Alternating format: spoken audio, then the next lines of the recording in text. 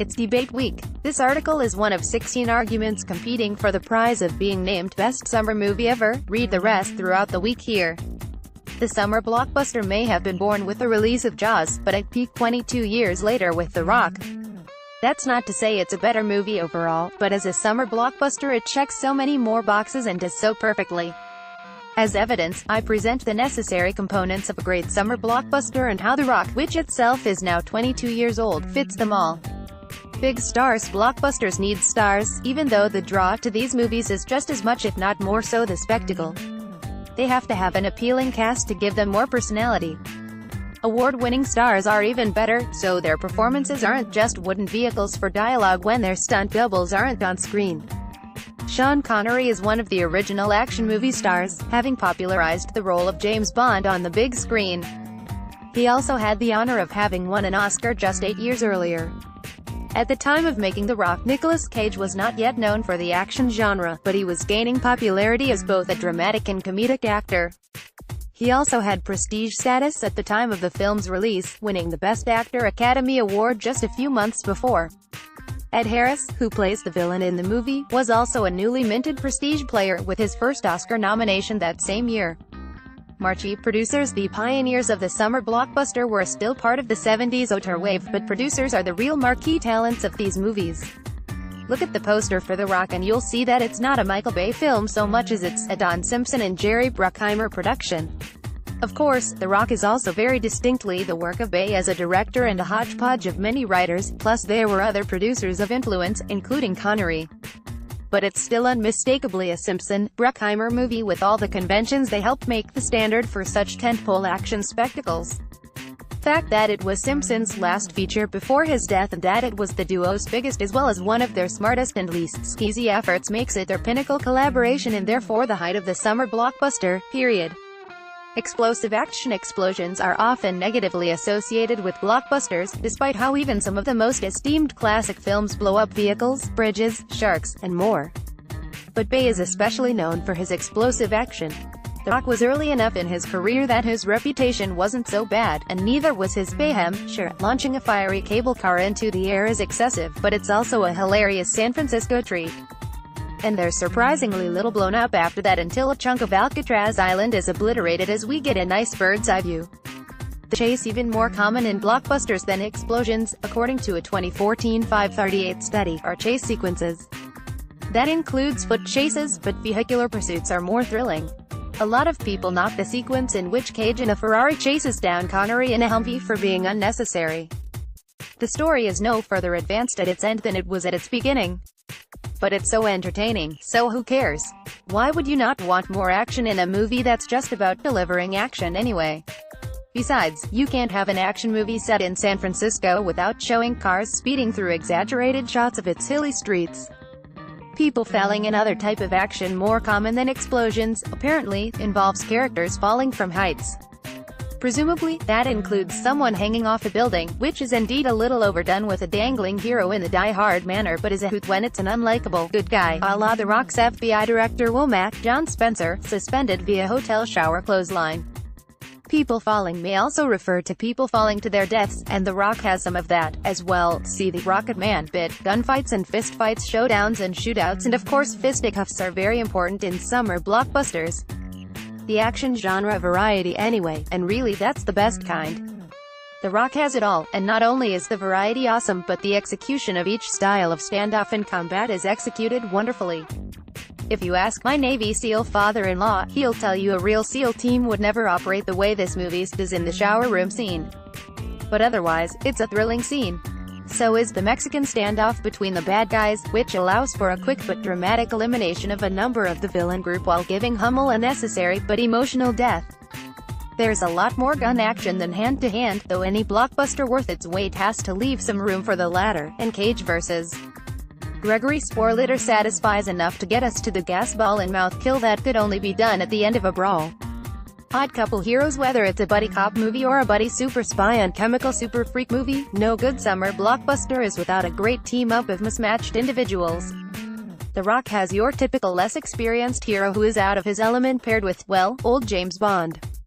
course, KJ Stanley Goodspeed is ridiculously upright and square, to the point that he doesn't curse, and of course, Connery's Mason is a cranky bastard who doesn't trust anyone. Neither is really good for the mission, except is thrown together and eventually forced to bond. The beautiful thing is that while there is a kinship that grows between the two heroes, they're hardly best friends at the end. They're not even physically united. Compelling villain. All summer blockbusters need a sympathetic villain. This has one, to a degree, and it's interesting the way the movie has a lead bad guy with some morality to him and then a good guy in charge on the other side, Womack, with none whatsoever. Some of the characters aren't so compelling. The Rock has a total Boy Scout for the main protagonist and a one-note baddie who would take pleasure in gutting him. Still, the mix of the simple heroes and villains and the complex heroes and villains plus a real anti-hero in the middle in Connery, it's altogether a rich package of characters for a movie that 10 years earlier or later would have been made with the blandest of ensembles. One-liners. Action movies, particularly the action heroes, are well known for their quips.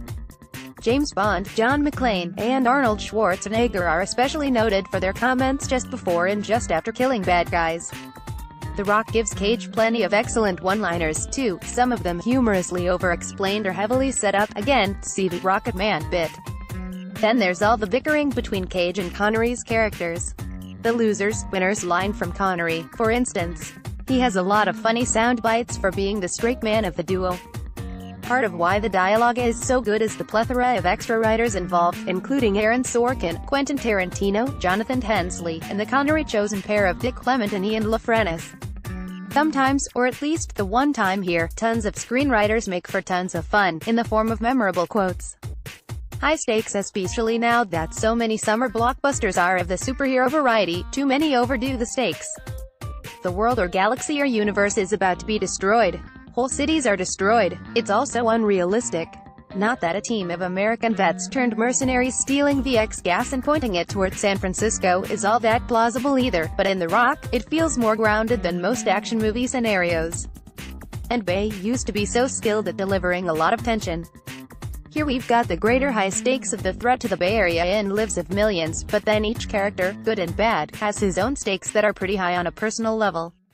There are multiple times when the micro and the macro level stakes are built upon each other with intercut sequences that have the audience concerned for specific characters and large populations alike, with us even getting an audience surrogate on screen with the FBI bunch at the end. Every reaction shot of William Forsythe or Vanessa Marcil is a mirror.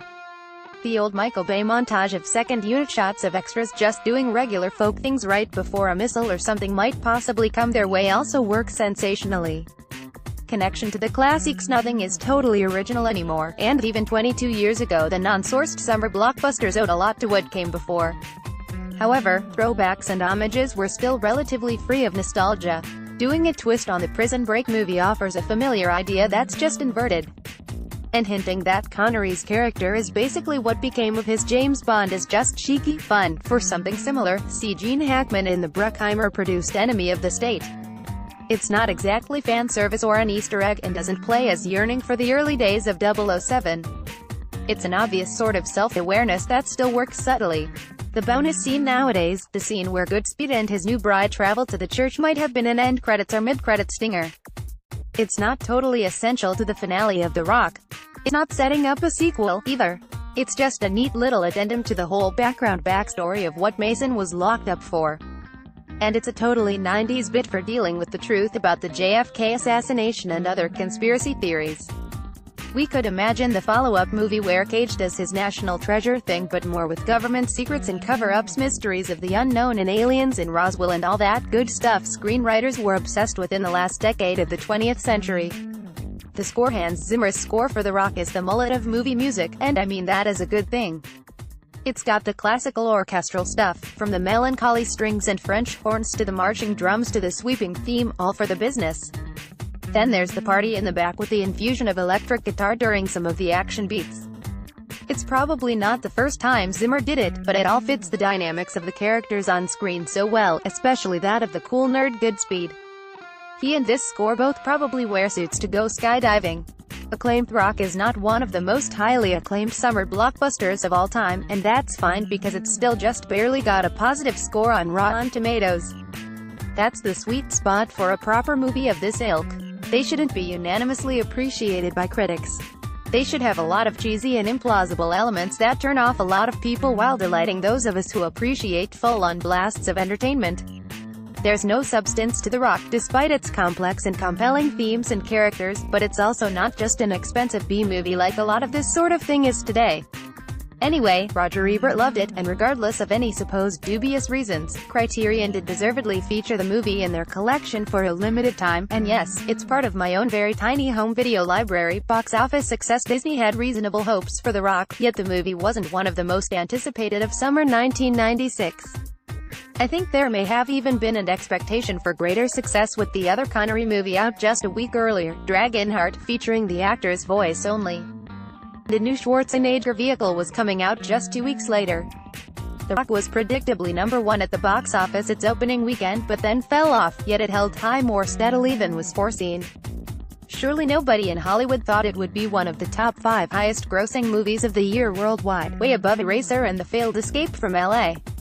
The best blockbusters are the ones you don't see coming, at least not at the magnitude they hit.